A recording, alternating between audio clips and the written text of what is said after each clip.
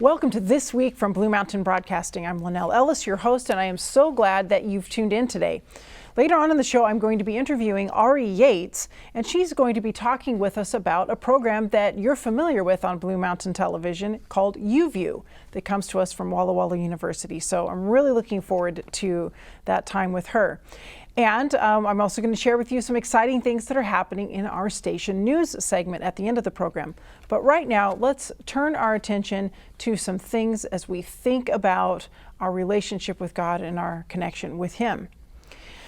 Have you ever known that God was calling you to do something for Him, or maybe to go somewhere for Him?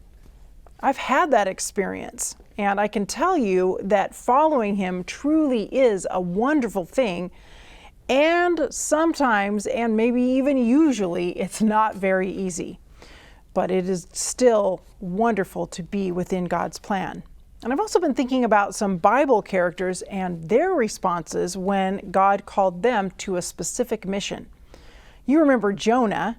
He is known for his response to God's call. That's the whole reason we probably even still tell his story. And you know what he did? He ran in the opposite direction. And he is still known to this day as the reluctant prophet. And how about Moses? When God appeared to him in the bush of fire, he told God that he wasn't qualified and that he couldn't speak on God's behalf. But God assured Moses that he could and would go on the mission to lead the enslaved Israelites out of Egypt, and that he would do that by God's power. In fact, God would send him some help in the form of Moses' brother Aaron. It was God who gave the power, and Moses became the greatest of all leaders. And when Isaiah was called to be a prophet, he had a vision, and in this vision he saw God sitting on his throne. Can you even imagine it? Isaiah struggles to even have words to describe to us what it was like. And we can recognize that John and Ezekiel and Daniel and others who saw God's throne also struggled to come up with words to even describe it. Isaiah looked at God's glory, and he quickly replied that he was certainly not qualified to speak for God. In fact, here is his reply from Isaiah chapter 6. "Woe to me," I cried. "I am ruined, for I am a man of unclean lips, and I live among a people of unclean lips, and my eyes have seen the King, the Lord Almighty." Then one of the seraphim flew to me with a live coal in his hand, which he had taken with tongs from the altar. With it he touched my mouth and said, "See, this has touched your lips. Your guilt is taken away, and your sin atoned for." Then I heard the voice of the Lord saying, "Whom shall I send? And who will go for us?" And I said, "Here am I. Send me." God is sending each one of us on a mission for Him. He has something in mind for us to do for His kingdom. Along with Moses and Isaiah, it's good to realize that we are indeed unqualified. We humbly recognize that we need God's grace and power.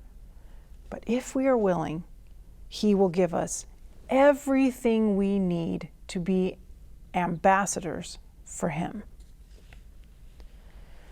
Dan Shute has written a beautiful song that's based on Isaiah's answer to God's call. And the verse begins with God speaking. "I, the Lord of sea and sky, I have heard my people cry. All who dwell in darkened sin, my hand will save. I, the Lord of wind and flame, I will tend the poor and lame. I will set a feast for them. My hand will save. I who made the stars of night, I will make their darkness bright. Who will bear my light to them? Whom shall I send? Finest bread I will provide, till their hearts be satisfied. I will give my life to them. Whom shall I send? And in Dan Schutt's song, here's the response that comes back. Here I am, Lord. Is it I, Lord? I have heard you calling in the night. I will go, Lord, if you lead me. I will hold your people in my heart. And now let's listen to that beautiful song, Here I Am, Lord, as brought to us by Violin Praise.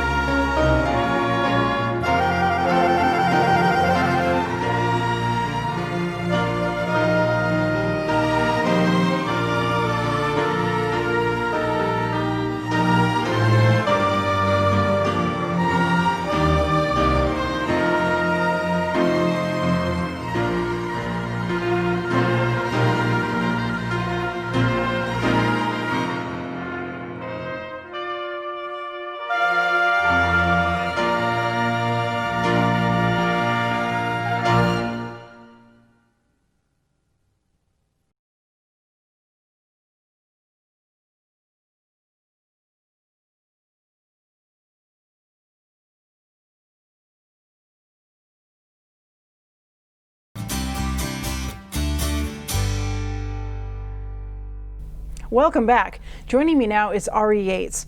And Auri, it is so good to have you here on the show today. Thank you. It's good to be here. Now, we're here specifically to talk about a program that airs on Blue Mountain Television called UView. Yep. And you have a role at Walla Walla University that leads to that show. Yeah. Maybe talk about your role with the show first, and then we'll talk some more about your work at the university. Okay. Yeah. So my role with UView has changed actually multiple times. Yes. Because UView has been around for 5 years now, going on 6, I think. And when it first started, in the very beginning, I was actually a host. So I was a host on the show for 2 years. You were a student at that point. I was, yeah. And then I came back and I was a host again because I went abroad for a year. And then I became the executive producer 2 years ago. So yeah, I've just been like hiring students and figuring out all the details and buying all the things that are needed and painting sets and just kind of doing everything and all of it. Sounds like a lot of fun to me. Yeah, it is. So tell us about your work here at Walla Walla University. So I'm the production and facilities coordinator, and I actually do a lot of things. So I manage social media, I manage the show, UView, I manage facilities, I do some event planning, you know, some emailing and that sort of thing. I manage student workers, both computer-related student workers, film student workers, drama student workers. So my job kind of is like just an umbrella of a bunch of things. It's like hold it all together. Yeah. So this studio that we're sitting in right now doing the interview, Blue Mountain Broadcasting uses a little corner of Walla Walla University's studio, and that's a studio that you're responsible for. Yes. Yes. So whenever we need something, we're Auri. Yeah. Yeah, for sure. Because in the studio we have a lot, like, so we have the UView set in here, and then we have a couple of other sets. We have a green screen, yes, which is like on and off used depending on what students are around that year. We have our edit bays and our control rooms, so it's kind of a place that a lot of people come to do a lot of different things. So. Yes, and you're responsible for making sure it's always working for everybody. Yeah. That's really a huge responsibility because there's lots of different types of equipment involved, some very physical and a lot of computer-based. Yep. Equipment as well. Plus working with people, like you said, working with students. And exactly. And also, you mentioned, you know, coordinating some events and that sort of thing, which you've done a lot for the Center for Media Ministry. Yeah. So we've worked together quite a bit in that role as well. So UView this year, what are some of the dreams for it? So the first dream is that like all of the students involved love it and want to do it. And I feel like that's usually the case, but sometimes when students have been in it for a while, they get used to it, and then, you know, sometimes people get used to things and they don't really want to change anything. So I guess for me, I would love UView to continue to grow and change and be something that people are genuinely interested in watching.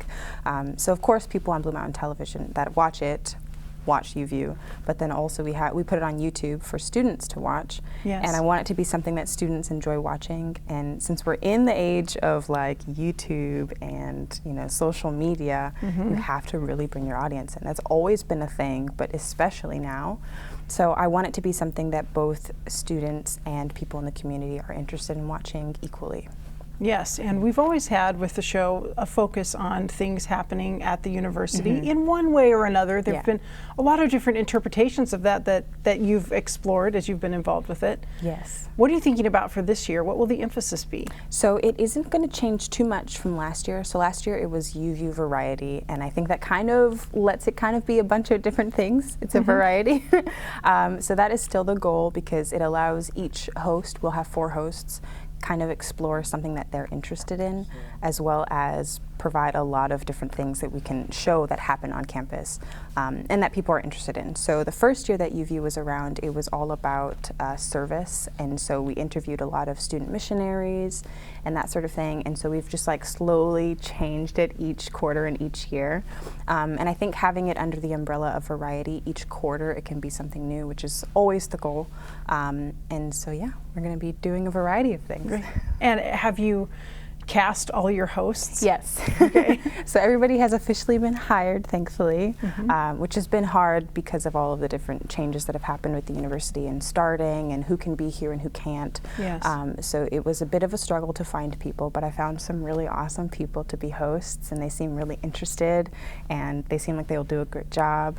When I interviewed them, I did a little, I had them interview me on the spot, and they had no idea this was happening. So I was like, hey, we're gonna do an exercise. I want you to interview me about my bike shop. And so they were like, okay. And some of them were really snappy about like asking questions that were interesting and engaging, and like really engaging with me as a guest. And so I'm really excited about the different people that we And have are they involved. all new hosts, or is anybody? They're all new. Okay, They're thought all so. new. Yeah. Yeah. So that's interesting too, because then everybody has to learn all their roles all at once. But I think we could do it. I think it'll be okay. Do you have anybody returning on the technical side, behind the scenes, behind the cameras? Yes, I have our editor. He's not changed, but everybody beyond that is new. Very good. So a whole new team. Yeah, I've heard a little buzz about it because I'm teaching Essentials of Filmmaking, which is like an entry-level course, you know, and I've heard a little buzz about UView and some people that were applying, and or at least one student who was applying, so that's pretty cool. Yep. I think it's Connor. He interviewed or did like a little exercise in your class today. Yeah. So he's one of the hosts. Very good. Great. Yeah. Glad to hear it. So you alluded to this already. Clearly, you know, everything that we do these days, we have to say, okay, so how do our, you know, being careful about COVID-19 and our precautions, all of those, how do those things play into this year's season? So it's super, super, super important to me that everybody feels comfortable and safe. So currently, we haven't quite figured out all the details. We're doing that this week. But currently the plan is to have the guests and the hosts on different sets. We might have them on the same set if we can do the 6 feet distance. But I just want everyone to feel comfortable and safe and not have to stress about anything. So since we have a lot of space in the studio, we actually want to utilize all the different space in here and all of the different areas that have different things. So we have like a black screen, we have the UView set, we have another set in here. We actually recently bought some paper rolls that have different colored backgrounds. Oh, nice. So we're actually going to utilize as much of the space in here as we can to do the interviews. And since it's a variety show, it actually kind of works to have people in different locations.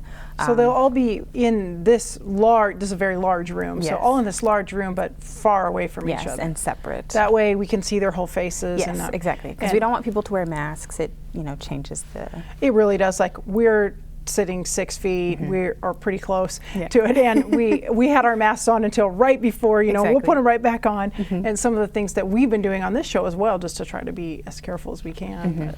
Yep, and that's super important. So people will likely wear masks right before they go on camera, and then as soon as they do, they'll just take it off and tuck it away, and then in between each segment, they'll put it back on, just to keep people safe. I think that's super important during this time. It is, and and crew too. Yes, we're able to do that.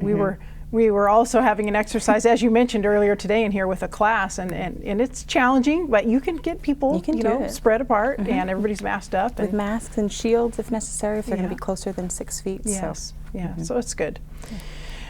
So you're pretty optimistic then, despite some of these restrictions. Yes. It's going to be a good season. Yeah, we have a really good team. Everyone's new, so that's like kind of the scary part about it, because everyone has to learn their roles pretty quickly, especially with all the changes and having to hire people kind of last minute and getting everybody together, which has been hard, especially because everybody's communicating through email now. Yes. So getting everyone together and figuring out all those details has been difficult. But I am hopeful that we can do it. I think it'll be okay. Might be a little bumpy at first, but I think that's usually how things go. And there'll be a lot of training on your part for various people in their roles. Exactly. Yeah. And so we're doing training. We're actually doing training. Usually training doesn't happen. Don't tell anybody that. Okay. Because, you know, people just jump in, and then like when they interview their guests, that's how they train. And then we just go weekly and figure out the details and that sort of thing. But this year I want to be able to actually do the training so that people are comfortable. Yes. And then when they start interviewing guests, they already know what they're doing. They have already gone through the different steps to make sure that they're the best they can be. I think that's really important. So. It's just a great opportunity for college students to get involved with a production like this. Yeah, and a lot of people are super excited. We have mostly freshmen, actually, but then we have a couple of juniors and I think one senior and a sophomore. So, but mostly freshmen who are going to be the hosts. Very good. So. And when will you record your first episode, do you think? We are hoping to record on the 14th of this month as the first episode. something out in a couple of weeks after that. So yeah, not too long after that, people can start looking for new episodes of UView on Blue Mountain Television and also on the YouTube channel. So. Yes. Great. Well, thank you so much, Auri. I'm really grateful that you were willing to take a little time and share with us about it. Absolutely. And please stay tuned. I'll be right back.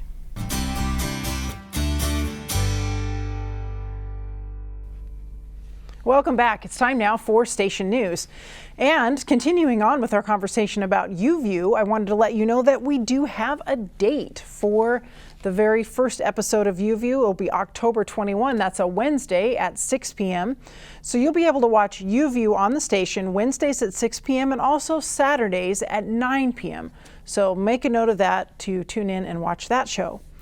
Also, right here where I'm sitting on this set, we have new lights. And probably you can't tell, but the lights that we were using just off here in front of me and to my left, that we were using on our set here, that we're, sharing this corner of the Walla Walla University studio. Those lights that were here were actually donated or, donated or bought for a very reasonable price many, many years ago in the very early 2000s by Walla Walla University. So they're their lights, and they are now needing them on one of their other sets. And so they moved those lights over there, and we put in 3 brand new lights that we purchased for Blue Mountain Broadcasting Association. We're using them here right now, but the exciting thing about this is we'll be able to use these very lights in our new facility when we move to it, in our new studio there. So they're going to be used here, but they'll also be used there. So it's a great investment and great purchase toward our new facility. Also, we have been wanting for several months now to update our website so that it has the same branding and the same look and feel that you're seeing in our newsletter and in all of our other correspondence with you. And that's in process right now. So we're really excited about it because we found a talented individual to work on this for us, and you should be seeing some new look to our website very soon. And I wanted to let you know that we had a great event with the Adventist retired workers on October 4.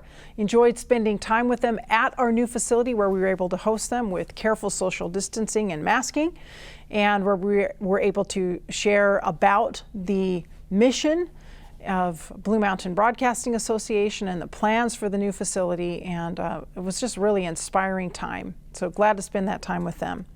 And the last thing is another programming note that I wanted to make sure that you knew about, and that is that even though the program schedule as it's printed in the newsletter does not indicate that disclosure will be continuing, it will be. We received good word from Voice of Prophecy recently that they're going to continue to provide that program for Blue Mountain Television.